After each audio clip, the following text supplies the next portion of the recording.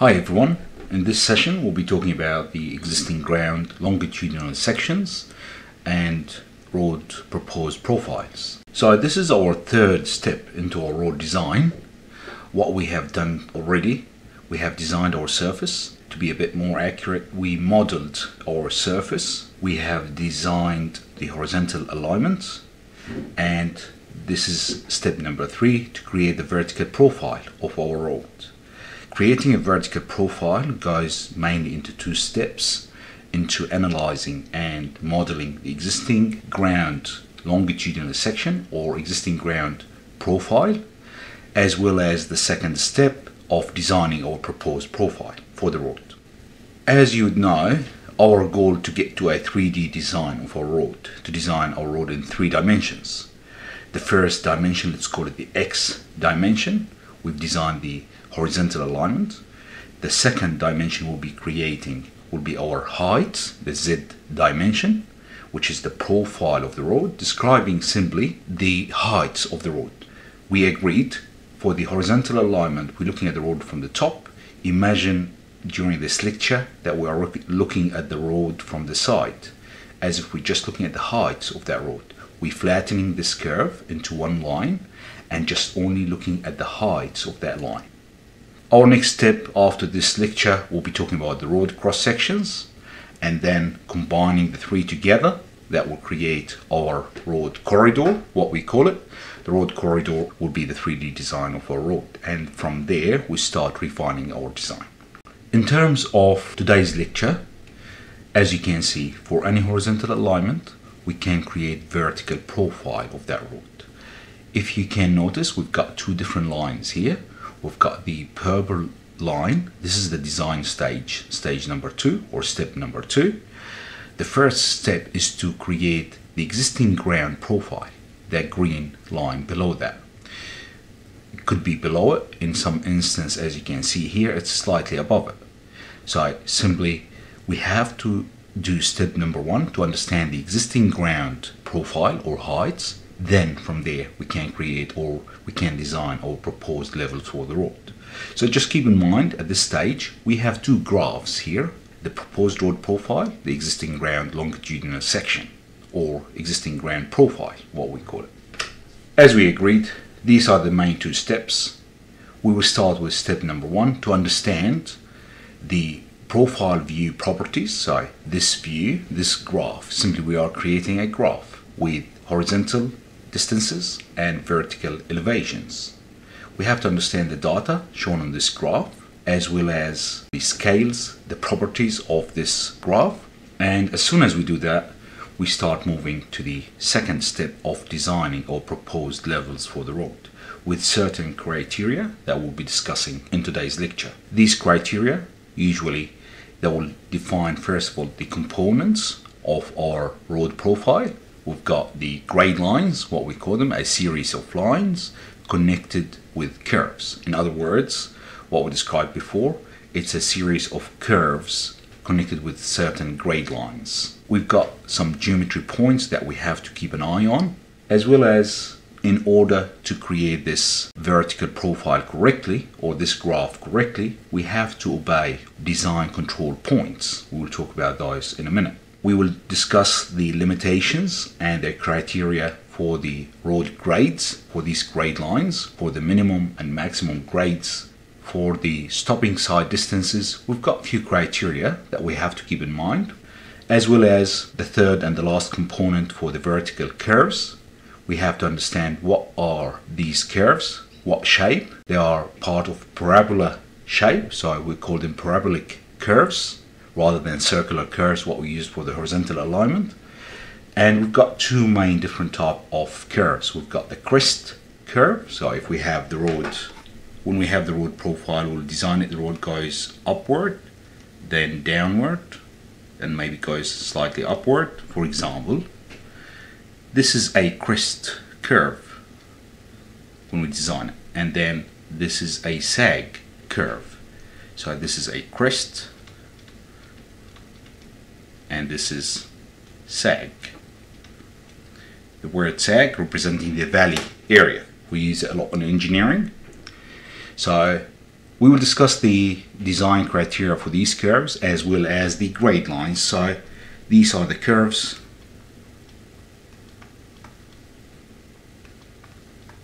And these are the grade lines. Okay, let's get into it and start looking into those. Let me show you on the software first before we start talking about the properties of the existing ground profile. Let's go back one step just to remind you. We're starting with step number 1 for the existing ground surface. As you will see in a minute, it's very easy to create the existing ground profile. Why? Because simply we have done the work. We have modeled the surface. All what we're asking the software, give us the elevations of this line based on the existing surface at the location of this line here, the horizontal alignment. So to start with, I'll just hide the points permanent or semi-permanently. I'll freeze the layers for them so we don't have them on our way while we're designing, and I will hide these labels. Okay. So to create an existing ground surface, we have done the work. We modeled the surface. All what we need to ask the software to give us this information. So I'll go to Profile, create a profile surface along alignment 1. So we created the alignment along this alignment and get the data from the existing surface that we have modeled. These are the two components I need. I'll say add this data together, and that will put together, if you can read the information here, that will put together, it's an existing surface, and that data will be drawn from this surface. We call it EG, which is the existing surface, and the style, it's an existing ground style. So it will show in a minute as a dashed red line. It's not a proposed road, it's just an existing ground. So it has slightly different style. You'll see in a minute. Style is just the shape, the color and the shape. So the line will be dashed and the color will be red. Starting and ending at the start and the end of the alignment, and the elevation, it's reading the elevation from the existing surface, showing minimum and maximum elevation. Why? Because that will set the limit for the graph. We'll talk about it in a minute. So if I go OK from here, that means I've added the profile, but I didn't create a profile view. We'll talk about it in a minute, what's the difference between the two. Let's go OK, just to show you. So that's it, done, and there's nothing has been created really. So instead, what I should have done, I should have created a profile view, but if we didn't do that, I'll go again to here, profile view, and create profile view, and that's will get the information from the profile that we just created. Okay, I'll show you the difference in a minute when we create them, what is the profile view and what is the profile. So I'll just go straight to the end, which is create profile view, without going into too much information at the moment. This is our profile view. The difference between the two, that line, the red line here, we call it, is our existing ground profile. The rectangle around the graph, in other words, very similar to any graph that you create on Excel with horizontal and vertical data. That graph will be our profile view. So when I select this shape, that will give me two elements here. I can look at the profile view, which is the rectangle data and properties, edit them or look into these properties. At the same time, I can look into the profile itself, the red line, properties, and edit them. So you know that. So as you can see, creating an existing ground profile is very simple. The important part here, let's try to understand this data. As you can see, the horizontal data here is our changes with increments of 20 meters. The vertical data we have here is our elevations. This data came from the points. Simply, if I go back to our points, there we go, these are our points.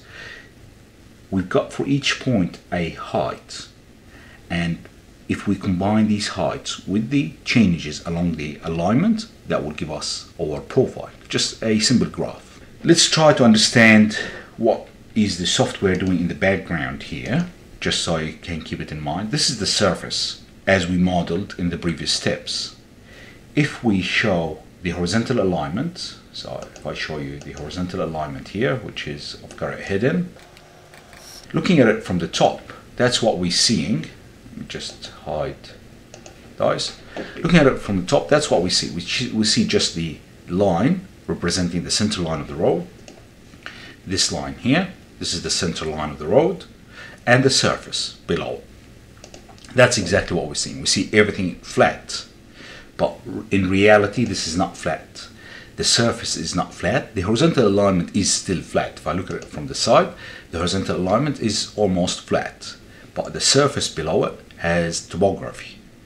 So what we are telling the software to do when we create a profile, we're saying, okay, just drop, in other words, drop this line on the surface and measure the heights for us at these locations. So I think that will do this. Drop this surface on here. That's what we did.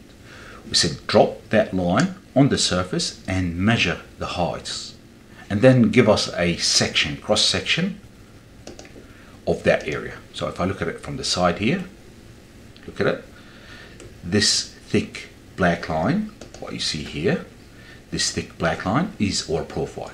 Simply created our profile for the existing surface at the location of that alignment.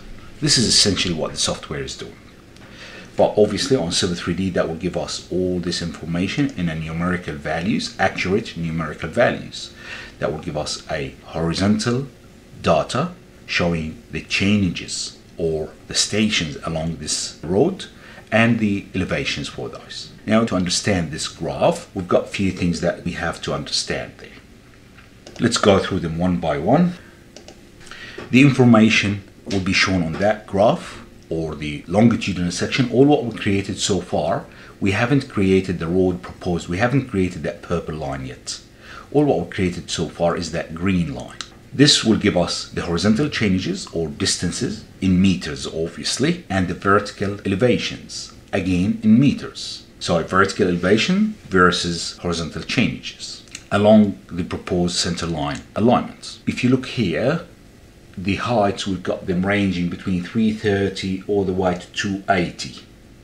Anything below 280, simply all what we did, we created a giant cut, as if we have a giant knife and we cut through the ground, as you've seen on SketchUp. That's what we did, we cut through the ground. So any data below this level here will be useless to us, because the important data for us is on the surface, almost on the surface and slightly below the ground, if we need to do any cutting into the ground. But let's say 50 meters below that, it's useless, it's all ground, we're not going to affect all of this area. Therefore, what we do usually, or what the software will do, will create a datum line, for example, or elevations here ranging between 52 all the way to 70. So anything below 52, any data, if we create that graph to be all the way down to 0, that will be useless. We don't need it. Therefore, we create what we call it the bottom line as our datum line. So that datum line usually is just slightly below the lowest level. So this is our datum line. Usually we create it, let's say, a few meters below the lowest level on your existing ground profile.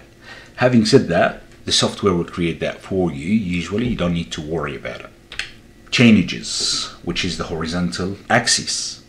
For the horizontal axis here, we've got the changes always starting from left to right. The profile direction always from left to right. It's the positive direction for any horizontal axis.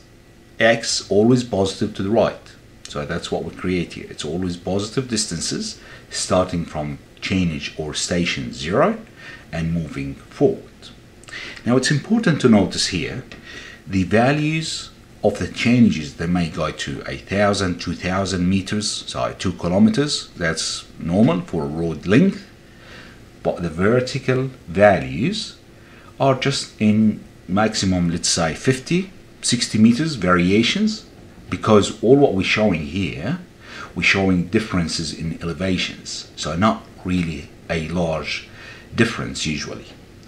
It's not in the range of kilometers or thousands like what we see on the horizontal alignment. So both are in the same units. Very important to notice. Both vertical and horizontal axes are using meters for units.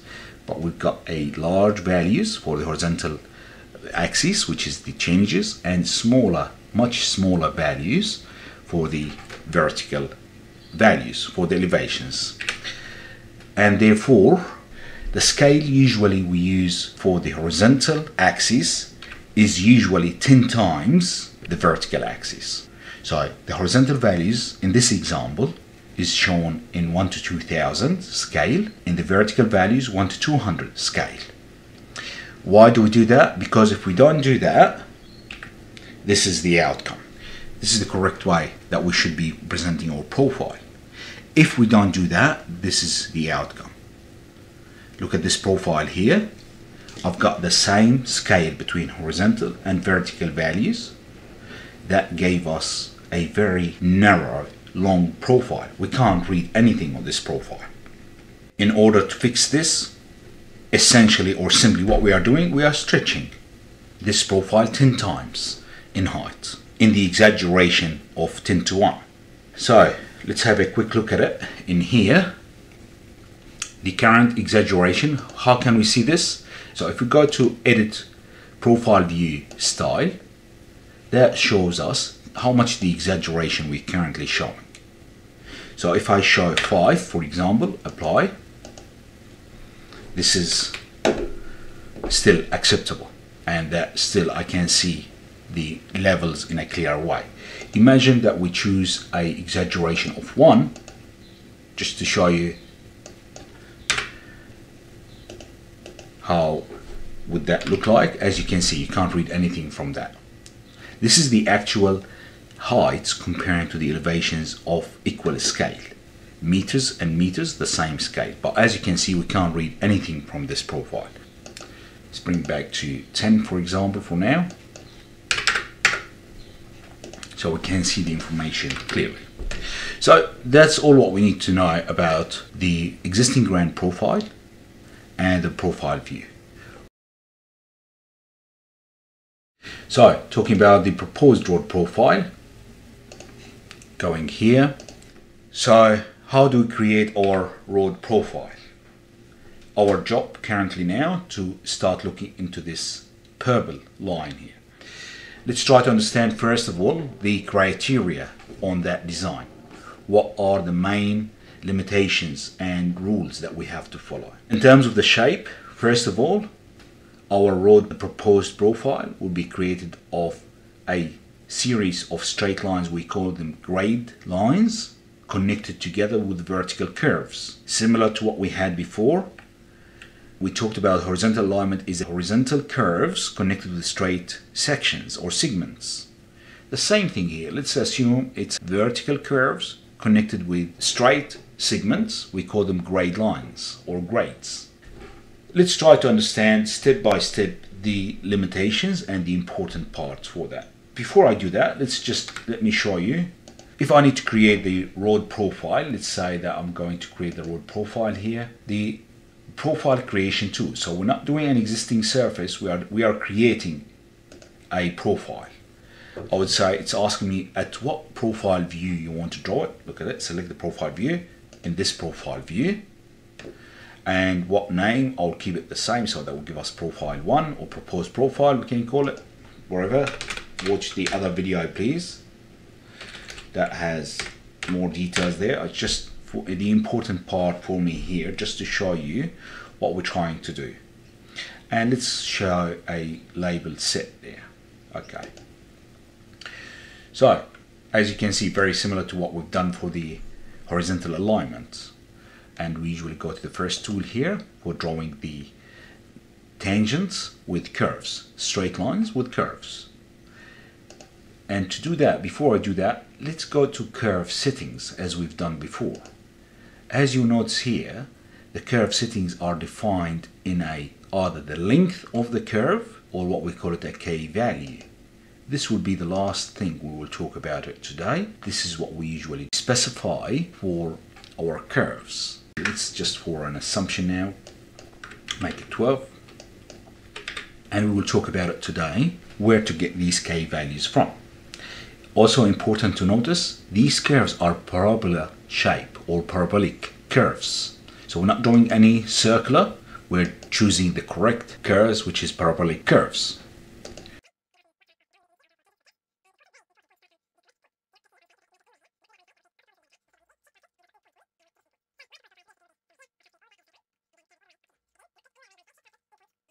This would be my vertical proposed profile for the road. I'll talk to you in the second video about the details of creating this road profile, so let's not get too much into it here. But the important part for me here was just to show you the components. So when I created that road profile, simply I created a straight line, a vertical curve, another straight line. Because it's a rural road, it's not an urban design, this is a rural road or a country road, I did not follow the existing ground everywhere. I created areas that will be higher than the ground and other areas that will be below the ground or cutting through the ground, and then starting and finishing at the correct points. Because what you're seeing here, it's exaggerated 10 times. The real data is like that. See? Now if you look at it, your road is really not too bad. It's just sitting slightly above the ground here, slightly below the ground there, and above the existing ground here, which is we need it to be so we can provide drainage, and then slightly below the ground there. So it's not too bad as you see it there. It's just exaggerated. Do not forget that. Go back to the exaggeration. Show it at 5 for now, rather than 10, so you can see it. Okay. Very important to look at the units. Keep an eye. Each one line here at 20 meters. So each one square is, I've got 4 squares here. That's each one square is 5 meters. Each one square vertically is 1 meter. In other words, so I've got this road here is sitting roughly 1, 2, 3, 4, 5, 6 meters above the lowest point, which is great. That will allow us to provide a pipe in here comfortably and to provide good drainage there. Now let's talk about the details of this profile that we drew. First of all, the components.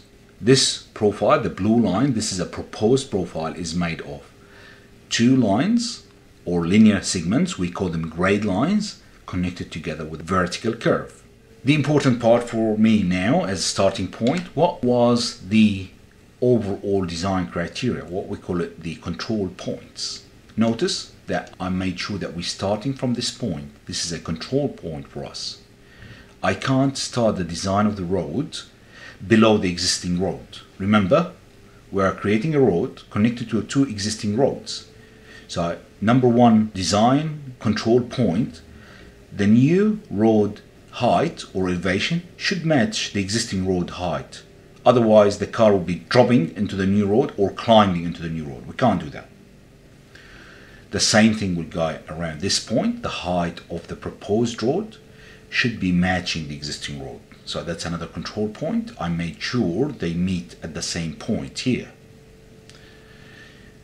Also, another control point, for example, the drainage around this area here.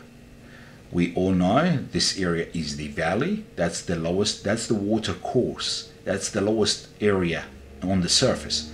All the surface water will be running around this area here.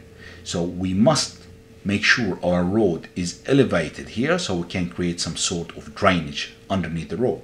Could be a bridge, could be a pipe, just allowing the water to pass from one end to another. So we talked about the components, drawing the road profile. We've got a few aspects that we have to keep in mind. The design controls or design control points, what I talked about, the start, the end, the drainage, the amount of earthwork. In this area here, what we created an area of cuts. Let me show you something on this profile view. Go to the profile view properties and to the hatch area. I'm asking now the software to show hatch for fill and cut areas. Just by clicking on these two for the cut areas and the fill areas. And go apply and OK. As you can see here, now it's hatching the areas, showing this area. Anything in green is a fill area, anything in red is a cut area. Ultimately, our goal at the end of our design to create some sort of balance between the cut and fill. Simply the same quantity or the same volume of cut, if we can fill it in some other areas, the green areas, that means we have almost zero excess of soil, or we don't need any additional soil to be carted from another site. That will cut our costs down on the road design. So this is one of the main goals that we'll be dealing with down the track. So the earthworks, what we call it cut and fill, and obviously that will lead to other economical aspects of the roads. Let's start with these criteria almost one by one. Our starting point will be with the obtaining the design control points. Design control points, as we agreed, if we have any water course or creek or a gully that we've got water is running, we have to take that in account. We have to make sure our road is elevated at the lowest point, because that's the water course, or that's where the water is expected to be, the surface water to be running, so we can provide enough space for drainage system underneath the road at that area. Also, other control points, we've got the existing pitchment or the existing road. As we agreed, if I am creating a road that's connecting two existing roads, it's the minimum that you can do. Make sure your road starts and finishes at the existing levels of the roads. Intersection with existing roads and access to adjoining properties. Let's say on our design here, let's say for some reason there's another existing road that's intersecting with this road here. We have to make sure our road, when we get to that point, sits at the same height. Remember, our discussion today only about the heights, levels, sits at the same height of that existing road. Otherwise, you can't expect a car when we get here to jump down or upward to go to the proposed road. So we have to meet existing levels of any intersections, the start and the end points. And let's say we have a property that has an axis here, the road must be at the same level of that axis. It's just all straightforward logical points. Just keep in mind when you draw your elevations, look at all design aspects that may control the heights of your road. That's all what we're trying to say here for the control points. There are lots of other control points, for example the rock outcrops. If you have the rocks projecting from the ground, try to avoid them. Your cost of excavation in these areas will be very high. So if you have rocks, keep your road levels as close as possible to the existing ground and look for a flatter ground to run your road. Cultural heritage sites. We had lots of designs that we've done where we design our roads, and then we may have some cultural restrictions, heritage restrictions on the site. So we have to make sure our heights of the road minimizes any disturbance for these sites. We may even divert the road away from these sites so we don't create any disturbance for these sites. Environmental sensitive sites, for example Kangaroo Island, the roads you see in a minute, we try as much as we can to minimize the cut and fill to minimize any disturbance. The cost is another control point. The terrain is another control point, operating speed. So all of those are all what I'm trying to say. Just keep in mind all of these aspects of your design when you choose the elevations of your road or the heights of your road.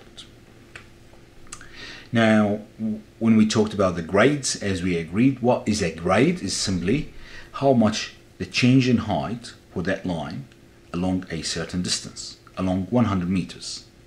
So in 100 meters, if that line will change about 6 meters, that means this will give us 6% of grade or slope on that line. It's standard, like anything we do, it's the vertical change divided by the horizontal distance. This will give us our grades, or the grades for the straight segments here. So currently our grade here is negative 0.67. You'll see in a minute that is not ideal slope, but we'll talk about it in a minute. What does that mean? Negative, that means going downward or descending. Positive, going upward or ascending or going uphill. Here is going downhill, down. This is going up. Anything goes up is positive, down is negative. Negative 0.67, that means for each 100 meters, the drop would be 0.67 of a meter, or 670 millimeters. Now let's talk about limitations. We'll talk about the maximum grades first. The maximum grades, it will depend on the topography or the terrain that you're dealing with.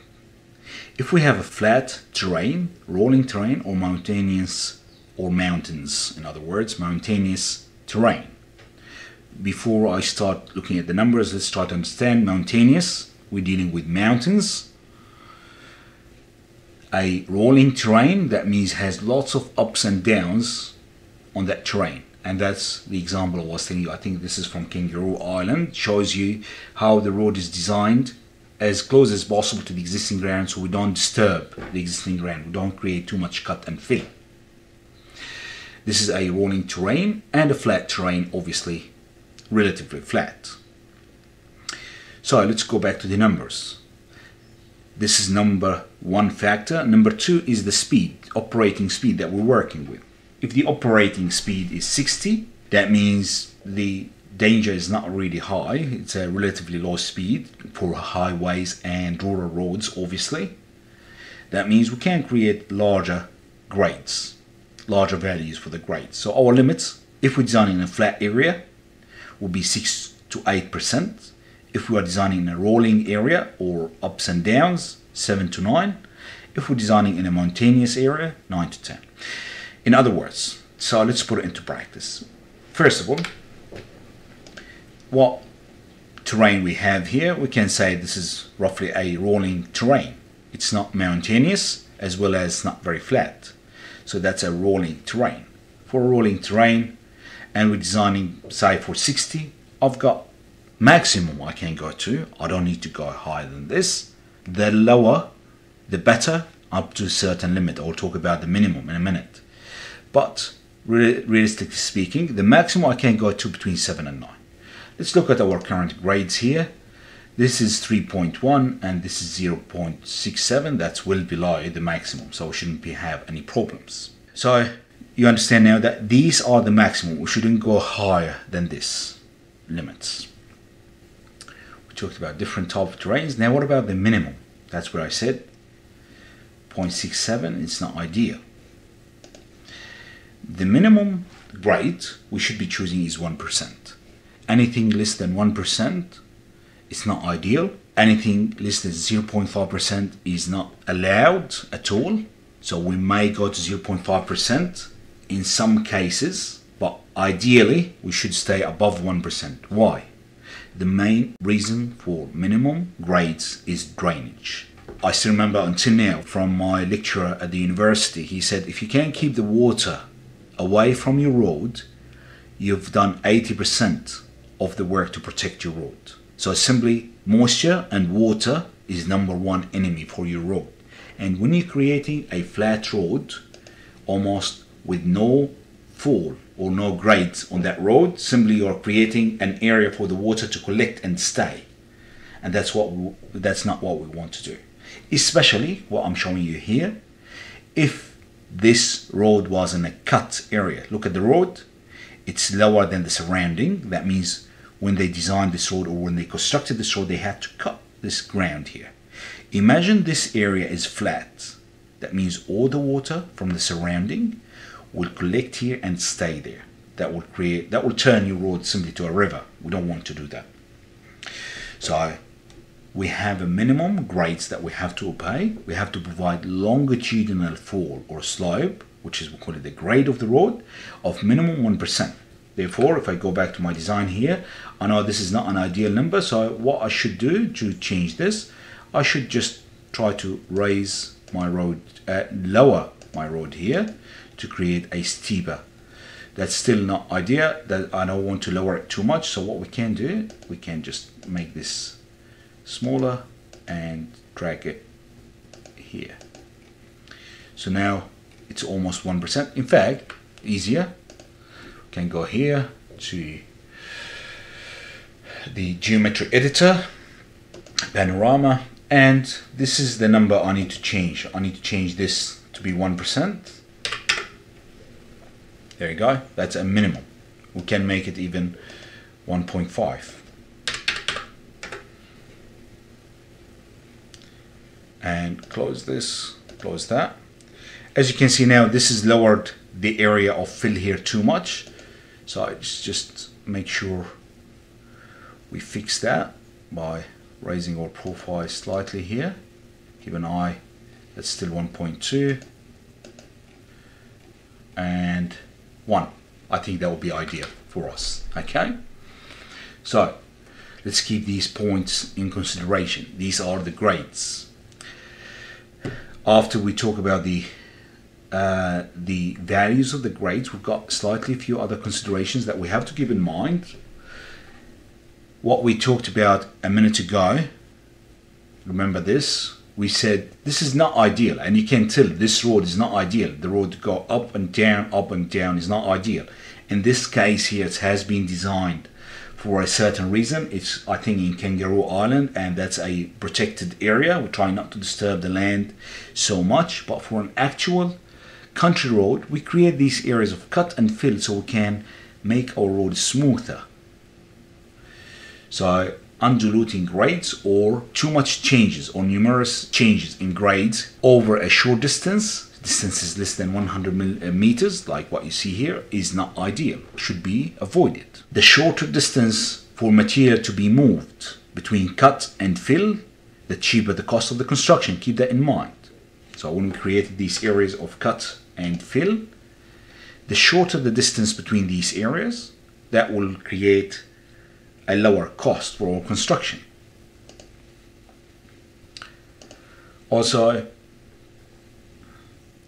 anything of road cutting or the cutting area more than 6 meters or 6 meters and more for a country road, that will be considered as excessive cutting. We should be avoiding it. So we shouldn't create an areas of cut more than 6 meters. Keep that in mind, okay?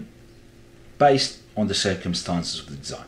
If we're designing a freeway or a highway, that should be fine. 6 meters is acceptable because we're trying to create a smoother levels for our highway.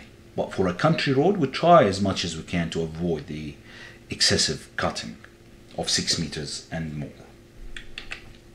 So what we learned from the grade lines, the limitations we have to keep an eye on the design control points, the starting point, the end point, the lowest point for the drainage. If we have any access to properties along the way, we have to meet these points.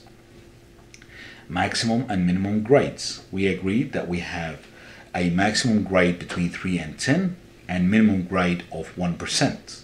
We agreed grades are positive when they are ascending, when they're going up, and negative when they are descending, going down. Always left to right, we measure the direction. Avoid too much changes in grades over short distances, and avoid longer distances between cut and fill so we can keep the cost of the material transport from the cut to the fill area down as much as possible. Okay, this concluded our requirements for the grade lines and the grades. If we go back to our session plan, we talked about the components we have for a vertical profile. We discussed the control points or the design control points, and we talked about grade lines and grades. The last component we have that we have to discuss is the vertical curves. As we agreed, we have mainly two different types of vertical curves. Vertical curves, they appear at the crest location, so something like that. That's a vertical curve at the crest. And vertical curve will appear at the valley areas. So if we have a road profile like that, and this is the sag curve. So in terms of the vertical curves, we have two main parameters that we try to keep in account when we design the vertical curves. The safety parameter, which is the governing parameter, the most important parameter, and we've got the riding comfort requirements, the second parameter. I'll start with the safety parameter first. We have a list of requirements that we have to adhere to when we're designing a vertical curve in terms of safety. The first parameter we've got, or the generic parameter, is the minimum length for a vertical curve, the minimum vertical curve length, how long that vertical curve should go to, based on two inputs we have. So based on the speed and based on the A value, what we call it, which is the algebraic grade difference. So if I have two grade lines, each grade line has a value. So as we agreed, anything descending is negative. Let's assume negative 1% and positive 2% as an assumption, because that's ascending, descending, negative, ascending, positive. The difference between the two, by our calculator, negative 1% take, because that's the difference between them, 2%. If I add them together, that will give me 3. We ignore the negative sign because we are asking for the algebraic difference. Okay. So based on that value, the difference between the two grades, as well as the speed. So two components that will give us the suitable length, the vertical curve length. If one of them will change, if any of those will change, that will change our vertical curve. So as you can see, the length of a vertical curve is connected to two parameters, the speed and the difference of the grades. Therefore, that will create a bit complexity for calculating the length of the curve. Therefore, we created an easier way for describing vertical curve. We call it the K value. The K value, simply one parameter that will combine these two together. So the K value is the length of vertical curve for each 1% change in grade. So based on certain speed, for a 60 km per hour, for each 1% difference in grade, we should have one K value. If we describe correctly the K value for a vertical curve, it doesn't matter what is the difference between the two grades.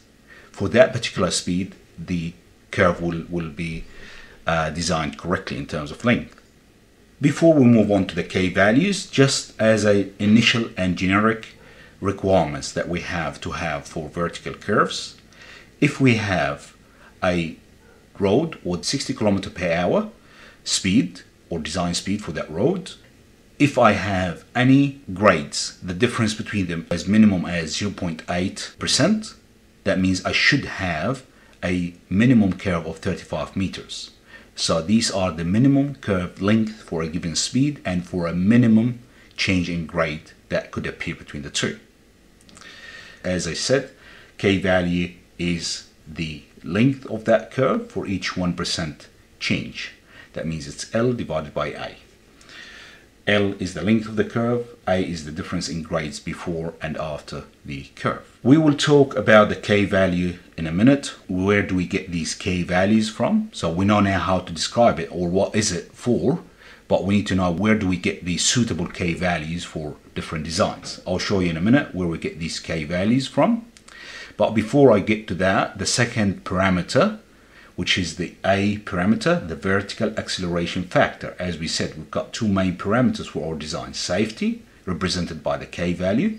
The riding comfort requirement, it's more required at the sag curves. Keep in mind, we will keep in account for this requirement here at a sag curve. If I have a negative grade changing to a positive grade, usually humans will feel discomfort if that was a rapid change from this grade to that grade. And we all may experience something like that if you're driving on a road and that road will change in grade suddenly or rapidly, especially if it was large change in grade, you'll feel discomfort.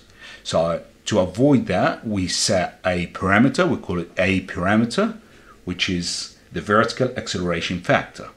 The vertical acceleration factor is A, is the reason for discomfort is felt by all humans when they are subjected to a rapid change in vertical acceleration.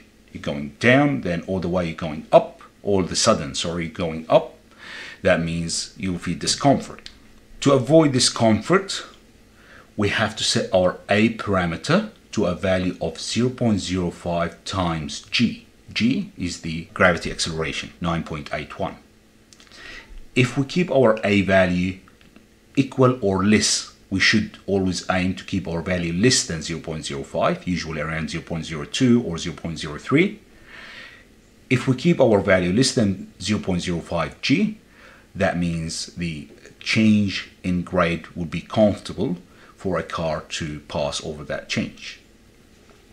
In the worst case scenario or extreme conditions, usually it happens at the intersections. Remember, the intersection is a control point, so sometimes we are limited to meet this height for the intersection. Remember, from the design control points, we agreed that if I have an intersection, I have to design my profile to meet the existing levels for the other road. So therefore, we have an exception for that rule. We may increase our A value there. We may reduce the comfort at that location to 0.01 G. So we are increasing our A value. This means we are decreasing the comfort in that point or at that location. Let's try to avoid this for now. Let's talk about the A value where suitable without any limitation. We should keep our A value. Keep in mind, just for the A value for the riding comfort should be 0.05 times 9.81 or less. The A value as a formula is derived from the K value and the speed. This is the formula for calculating our A value, and that will give us the suitable K value for a certain A value that will give us the correct riding comfort. So in other words, again, we created another value for K to meet the ride comfort. If we substitute the A value here by 0.05 times 9.81, that would give us straight away the suitable K value for that particular vertical curve. So we talked about the K value, the A value. The K value represents safety, the A value represents the riding comfort. Where do we get those from as the suitable values? I've got two graphs here for you. I'll show you the graphs first, and then I will talk about why and how did they set these values. I've got the first graph showing a crest curve and the second graph showing a sag curve. In terms of the crest curve, let's start with one of them just to review these graphs, to view them first, and then we will talk about where these values came from. In terms of the crest curve, they're showing here stopping side distance. We'll talk about it in a minute. What is stopping side distance? For a car going over a crest curve and there's an object in front of the car that is 0.2 meter high. In this condition here, each line here representing a certain speed. As you can see, V100, V90, V80, V70, that means the speed, velocity. For each speed, as you can see below it, we've got other parameters, the K value, the important factor for us, and we've got another parameter here, it's called RT, reaction time. I'll talk about it in a second. The important part for us, by looking at this graph, if I need to design a road with 60 km/h, for example, that will tell me my K value should be minimum. This is setting the minimum K values. Should be minimum 7.8. In other words, 7.8 or more. Usually, try to keep it much higher than that as much as possible, obviously without compromising on the other design parameters that we talked about, the cut and fill, the design control points, and everything else. The larger the K value, the smoother the transition between the two grade lines, so the better the design. Okay, so this is where we are going to get these values from, and I'll show you now for the other curves, which is the sag curves. Again, we've got a stopping side distance, and we do have the car going over a sag curve. Similarly, we've got different lines with different speeds. I've got for 80, 70, 60, 50, all the way to 100.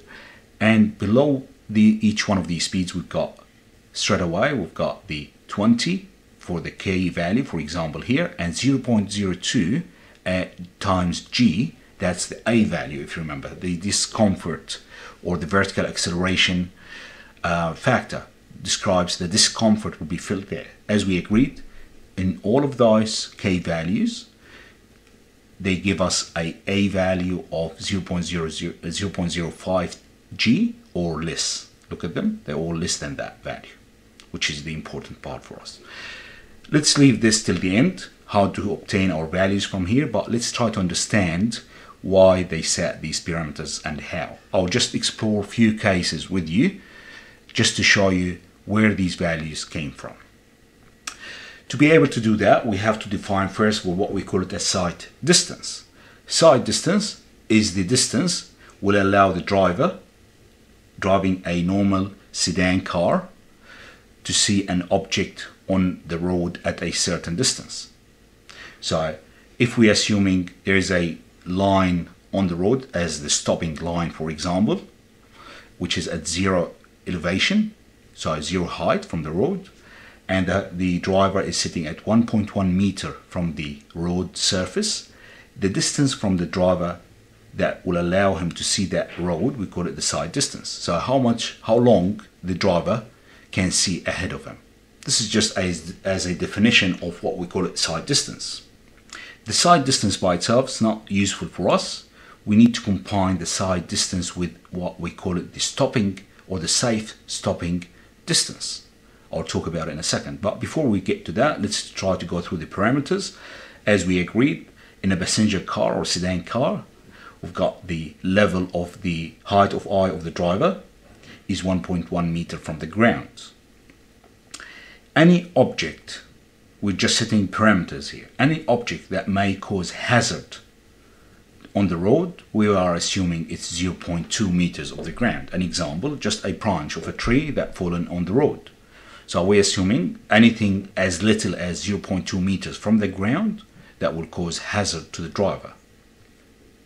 Now, combining the sight distance, what we defined a minute ago, with two important parameters that will tell us, is this distance good enough or safe enough for the driver to avoid any hazard object on the road? The stopping distance now, which is different than the sight distance, it's made of two components. So number one, we define the sight distance, how much the driver can see or how long the driver can see ahead of them. Now the second part of it, how long does it take the driver to stop? How long does it take the driver to stop? It's made of two different components. What we call it the braking distance, that's after the driver already applied the brakes, and how long does it take the car based on the car speed and the road conditions and the car conditions. We've got many parameters involved here. How long does it take that car to stop? But before that will happen, we have to allow for a reaction time, or a time that will take the driver to realize there's an object in front of them and react to it. And that reaction time also varies between the driving conditions. I'll talk about them now. So I'll start first of all with the reaction distance, what we call it, which is the distance will take the driver to apply the brakes. That's from the second the driver realized there's an object until the time the driver applied the brakes. The time for reaction, we estimate it's between 1.5 seconds all the way to 2.5 seconds. Someone may ask, what is the difference between all these different times? Simply, it's just the driving conditions. Let's take an example. If you're driving on a highway, most likely you'll be relaxed, especially after a certain travel time. You have your cruise control on. You could be listening to music, talking to the person next to you. This is the nature of a driver. So your attention to the drive or to the road in front of you, it's not as optimum or as good as if you're driving in a city environment where you've got lots of cars crossing, you've got pedestrians crossing, you've got traffic lights, you've got more factors that keep you alert during the drive.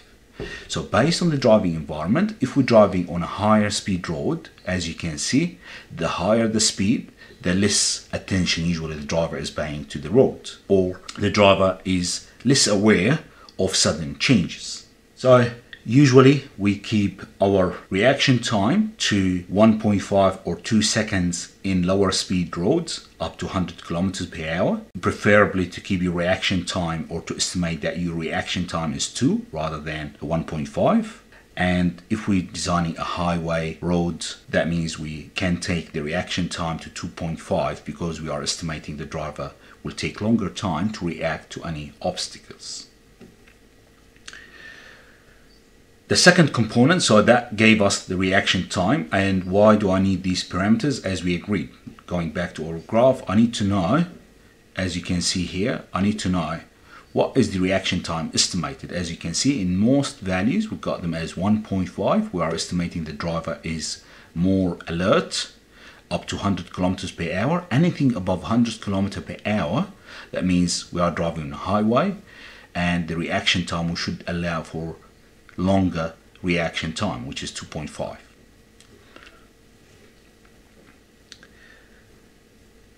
This will give us the first component. Now the second component, the braking distance, this is related to other set of parameters, which is the vehicle speed to start with, the tire conditions. When they apply the brake, is the friction between the tires and the road is good enough? The headlights illumination distance. Also, if the driver is traveling at night, does the driver have enough distance to see ahead of them to allow for them to stop? The road surface, is the road surface smooth or rough surface that will allow better friction? The weather conditions, do we have water? Again, the friction parameter. So as you can see, we've got few parameters involved in the second component, and therefore we're not going to go through every single detail of each one of those and applying the formulas. The numeric formulas for calculating the K value could be a bit complicated. We will utilize the graphs, which is they take in account the majority of these conditions. Again, I'll emphasize the majority of these conditions, not all of them. That will be a good starting point for your design. And again, I'll emphasize, if you have the ability to keep your K value larger, go ahead and do that. It's a better design and a safer design. Now, I'll explore a few cases where we look at the stopping side distance and what cases that we may take into account for the stopping side distance. So you are aware of these conditions or these scenarios, and that will widen your horizon why we're looking at the K value for many different cases. The first case, as we agreed, if we're designing a vertical curve and there's an obstacle ahead of us or ahead of the driver, we need to provide the driver enough side distance. That side distance should be equal or larger to a stopping side distance. That will give us the driver the chance to see the object, react to it, apply the brakes and stopping before they hit that object. Imagine that your curve here was a bit sharper, say like that. That means that will prevent the driver from seeing that object at that location. Therefore, the smoother the curve, the better design you can provide for the road. Just so you are aware that a truck eye height for the driver is 2.4 meters. As we appreciate, a truck is higher than a passenger car or a sedan car. This will allow the truck to see a further distance, so their sight distance is larger, and that will allow a safer design for the trucks. Having said that, the truck will take a bit longer to stop because of the weight and because of the longer distance for the braking distance for a truck that will require. The higher the driver from the road, that will allow them to see for a longer distance and they can apply the brakes at an earlier stage.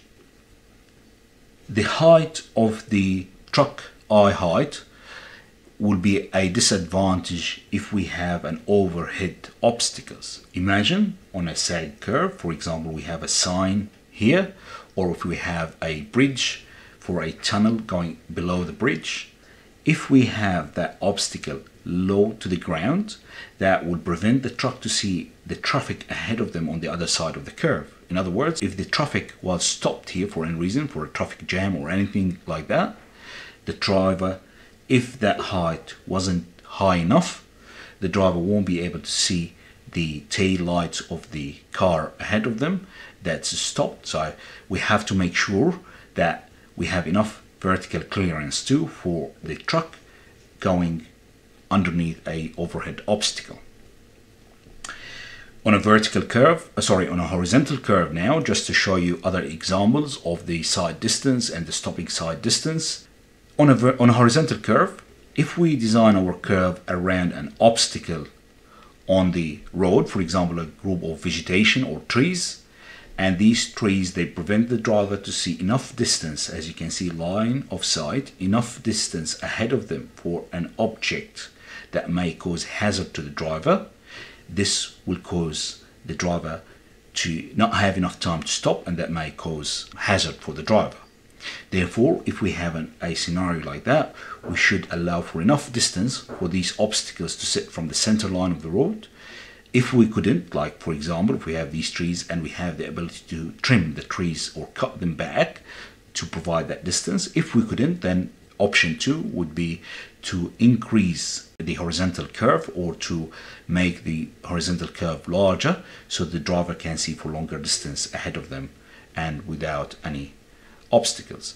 Other examples of the obstacles that you will see, we'll look into the other track, not only vegetations or tree, it could be the areas of cuts. So if I scroll back just to photo that we had, imagine there's a horizontal curve here. All of that area of cut will prevent us, if the road was turning to the right here, for example, this area of cut will prevent us from seeing what's on the other side of that earthwork.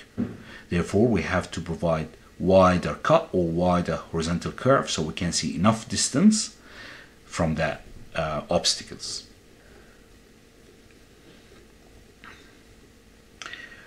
Another parameter that we usually take into account, the overtaking distance. The overtaking distance, if you're driving on a rural road, we should provide enough distance for the driver, especially when designing overtaking lanes, what we call them, the area that's designed for cars to overtake slower vehicles on the road. So we should provide enough distance that will allow for the driver to, first of all, to change lane, pass the moving vehicle ahead of them, and then going back to their lane before the moving vehicle in the other direction will be in line with them. So we've got a few phases happening at the same time. The driver is changing lane, passing the moving vehicle in their direction, and going back to their lane before the other moving vehicle in the other direction will be close enough. And based on different speed limits, we've got a minimum overtaking distance that should be provided for these lanes. Other aspects that we usually take into account for the stopping side distance or the side distance, what we call it the illumination distance. So if the driver traveling at night and on a sag curve, how long the lights can provide a distance. So we can't create our curve to be very sharp, because we need the lights of the driver to illuminate for long enough distance ahead of them so they can see if there's any obstacles on the road. The same thing goes for horizontal alignment and horizontal curves. If the horizontal curve was very sharp, the lights for the car would be illuminating for a straight line, and that will prevent, for example, if there's any hazard at this point here, the driver at that location will not be able to see it. So the illumination distance, which is up to this point here in this example, should be equal or larger than the stopping side distance. That means the driver can see any hazard on the road and they can react and stop before they get to that object.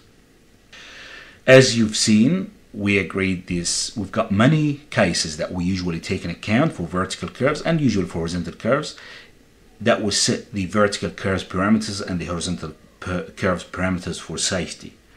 The purpose for me to show you all these cases and examples so you are aware of all these scenarios. What goes in account when we're designing a road? As a starting point, as we agreed initially, we are going to use our graphs. Let's try to understand what are the components in these graphs, and that will give you a good starting point. As I said, and I'll repeat this again, if you have the chance to keep your K value larger, go ahead and do that.